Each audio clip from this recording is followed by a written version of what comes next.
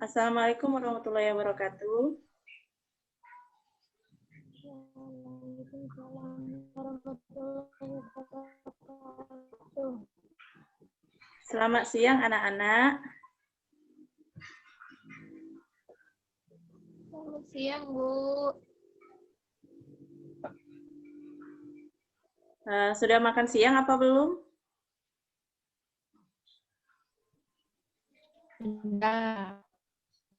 Nah, sepertinya sudah semua ya makan siangnya. Nah, baiklah, di sini sebelum kita memulai pelajaran kita pada siang ini, marilah kita mengucapkan basmalah terlebih dahulu. Bismillahirrahmanirrahim. Karena kemarin kita telah melaksanakan beberapa layanan dalam bimbingan dan konseling, hari ini Ibu akan memberikan tentang materi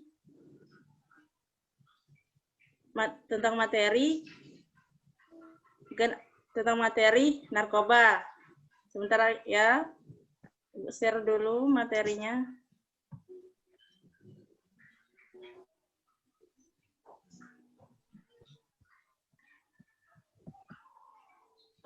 Nah, pada hari ini kita akan membahas tentang generasi milenial tanpa narkoba.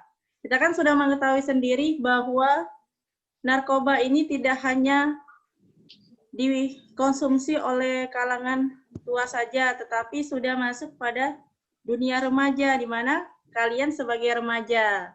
Nah, di sini Ibu akan memberikan beberapa pemahaman tentang narkoba terlebih dahulu.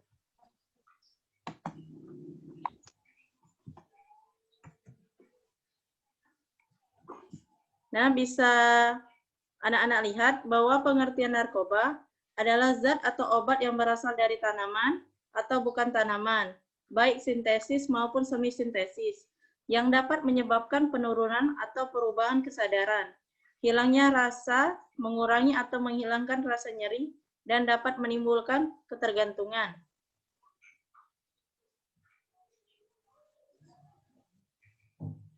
Narkoba sendiri terbagi menjadi beberapa golongan. Yang pertama, golongan narkotika.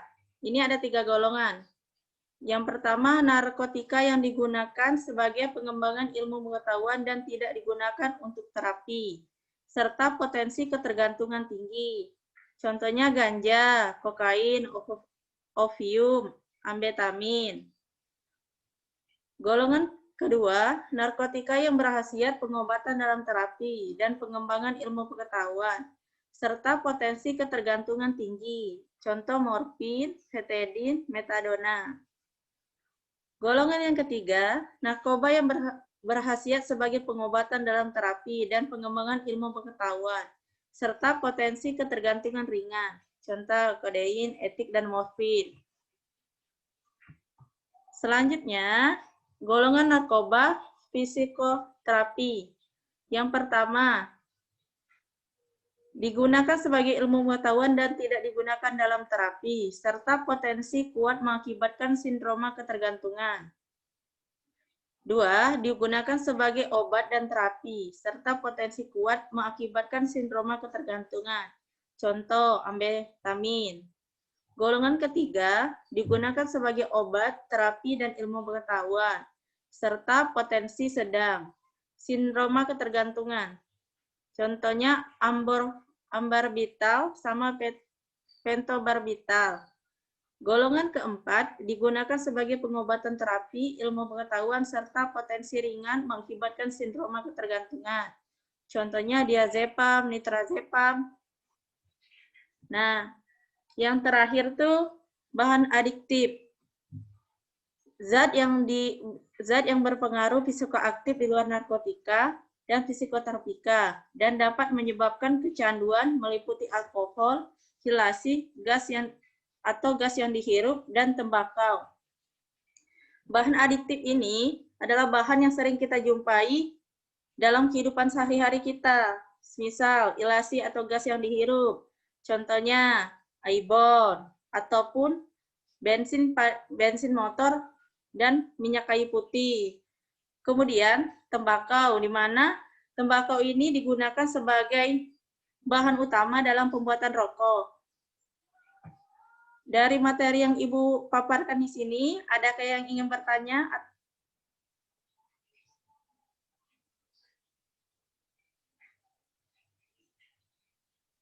Nah, sepertinya Anda semua sudah paham ya. Jika tidak ada yang bertanya, Ibu akan melanjutkan ya. Nah, setelah kita mengetahui tentang golongan-golongan narkoba, kita akan mengetahui tentang ciri-ciri pengguna narkoba. Mengapa kita harus mengetahui ciri-ciri pengguna narkoba? Karena bila orang-orang pengguna narkoba ada di sekitar kita, kita bisa membantunya untuk melakukan rehabilitasi agar orang tersebut terbebas dari jerat narkoba. 1. Terjadinya perubahan perilaku. Jika yang menggunakannya adalah seorang pelajar, maka prestasi yang ia miliki di sekolah akan menurun. Misal, ia di sekolah mendapatkan juara 10. Setelah ia memakai narkoba, prestasi yang ia peroleh akan menurun menjadi ranking terakhir di kelas. Yang kedua, tanda-tanda fisik. Orang yang memakai narkoba biasanya tanda-tanda fisiknya akan terlihat ketika ia ketika ia tidak memakai narkoba tersebut atau sudah kecanduan, sehingga jika ia tidak memakai sehari maka akan kelihatan tanda-tanda fisiknya. Ketiga, ditemukan alat atau narkoba di badannya atau di sekitar dirinya. Misal, jika anak-anak pelajar yang memakai narkoba ditemukan misalnya di dalam tasnya ada jarum suntik, seperti itu. Kemudian, dampak dari pengguna narkoba. 1. Depresi. Orang-orang yang menggunakan narkoba biasanya ia akan cepat mudah depresi. Kemudian, ia akan agresif, mudah marah, mudah tersinggung. Padahal, jika kita menganalogikan perkataan orang lain, itu tidak menyinggung perasaannya. Hanya saja orang-orang yang memakai narkoba, mereka lebih sensitif. Kemudian, halusinasi. Orang-orang yang menggunakan narkoba, biasanya ia akan berhalusinasi tinggi. Ia akan memiliki cita-cita yang tidak sesuai dengan nalar dari pikiran kita semua. Kemudian, faktor seseorang menggunakan narkoba. Yang pertama, sekolah. Seperti kita ketahui sendiri, sekolah adalah lingkungan kedua dari seorang anak untuk mendapatkan sebuah pendidikan, agar ia mendapatkan pengalaman-pengalaman untuk membuat hidupnya lebih baik lagi.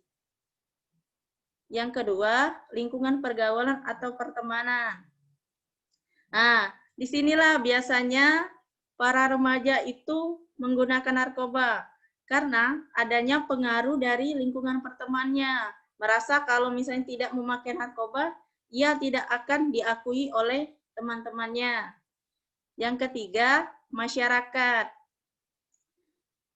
Sering kita mendengar adanya beberapa tempat, terutama di daerah Indonesia, di sebuah lingkungan tidak membentuk karakter-karakter yang dapat menciptakan generasi-generasi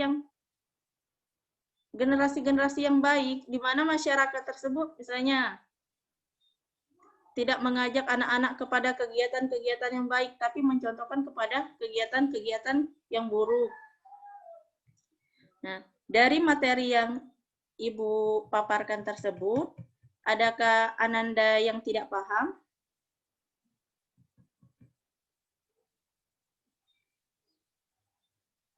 Jika tidak paham, silakan bertanya. Anggap saja kita ini seorang teman, biar kita lebih mudah dalam melakukan pertanyaan.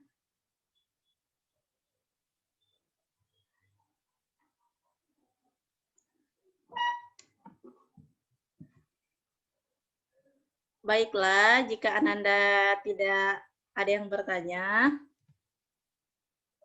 Ibu akan menjelaskan sedikit tentang kenapa sih guru BK harus memberikan layanan tentang narkoba. Sebelumnya pada pembukaan tadi, Ibu telah menjelaskan sedikit bahwa Indonesia ini sudah masuk darurat narkoba tingkat keempat di dunia, di mana menurut data Badan Narkotika Nasional atau BNN, tingkat kematian dari pengguna narkoba ini 50 orang sehari. Nah, dan orang-orang yang menggunakan narkoba ini bukan saja oleh kaum tua, tetapi sudah ada pada kaum remaja seperti kalian. Sehingga untuk melakukan pencegahan itu dimulai dari keluarga, masyarakat, sekolah, dan pemerintah. Semua elemen bergerak untuk mencegah penyalahgunaan narkoba.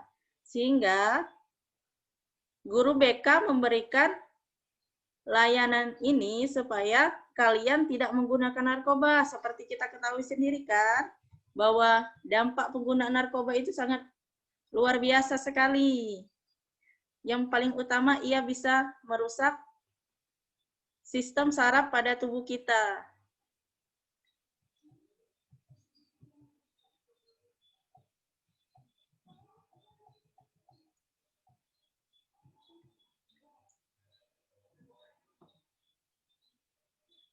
Jika Ananda semua tidak ada yang bertanya, Ibu rasa kalian semua sudah paham.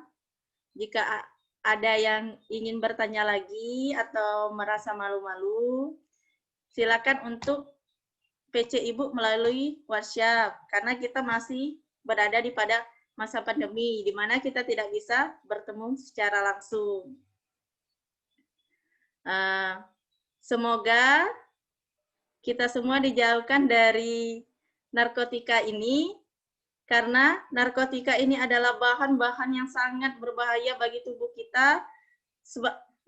kita, di mana kalian adalah generasi penerus bangsa, generasi emasnya Indonesia.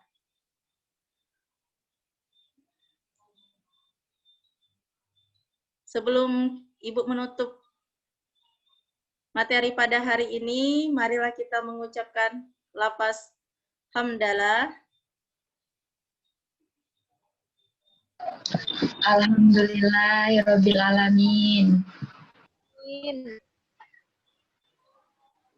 Ibu mohon maaf bila ada salah kata, dan Ibu mohon maaf jika media yang Ibu gunakan kurang kreatif. Insya Allah, jika ada sarannya, silakan untuk menghubungi Ibu. Tetap semangat dan tetap jaga kesehatan di masa pandemi ini. Dan jangan lupa bahwa apa yang telah kita lakukan akan berdampak kepada diri kita sendiri, bukan orang lain. Jadi pikirkanlah sebuah tindakan yang akan diambil, jangan memikirkan tidak memikirkan ke depannya, tapi pikirkanlah resiko dari tindakan tersebut. Ibu akhiri, wassalamualaikum warahmatullahi wabarakatuh. Waalaikumsalam warahmatullahi wabarakatuh. Sampai jumpa minggu depan anak-anak ya. Dan semoga sehat selalu ya Bu. Ya anak-anak. Iya Bu. Siap. See you.